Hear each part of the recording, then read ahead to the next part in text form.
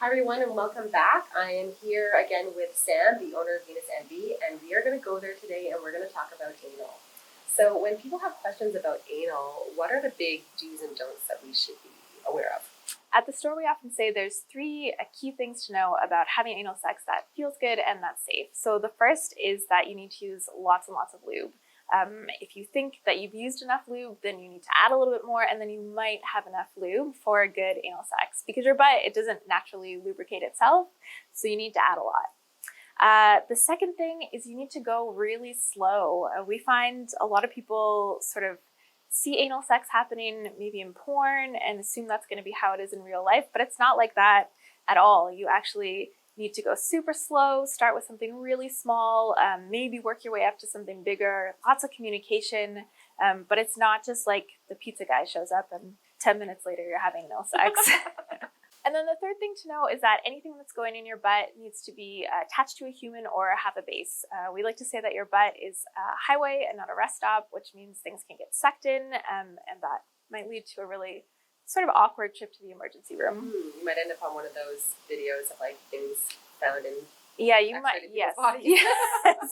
You should go to the emergency room if that happens, but you probably don't want to, so just stick to something safe. Okay, so versus the vagina, which is sort of like a circle. Exactly. Right? What goes in is going to come out. Exactly. Yeah. For the butt, that's not the same. Okay. Yeah. So when you're talking about lubricant, what kind of lubricant are we looking to use with anal? Yeah, you can use any kind of lube for anal sex. If you're using a water-based, you want something usually that's a little bit thicker, sort of often like a gel is really nice for anal sex, something that's going to last longer. Silicone lube is also great for anal sex, so you can't use it with silicone toys. So if you happen to be using any toys, you wouldn't want to use silicone with it. And oil-based you could use as well, but you can't use oil-based with condoms. So when we're talking about things that have a base to them, what would a toy with a base look like? I brought some examples. So this is a nice little beginner butt plug that has a base here, and it's just going to make sure that nothing gets sucked up into your butt, basically. And then are there some options? I've seen these ones here that have like a vibrating option. Yeah. So same sort of thing? Yeah, absolutely. There's tons and tons of different kinds of toys on the market. The one thing for anal toys is you really want to make sure that it's silicone. You don't want anything porous in your butt. I can't turn this one off. That's a really common problem. You just hold down. Got it.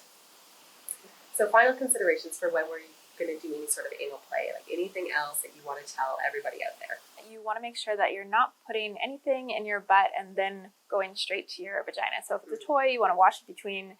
If it's a person, you want to change the condom or wash the person, I guess, in between. But otherwise, you might get bacteria from your butt into your vagina, and that can lead to different kinds of infections.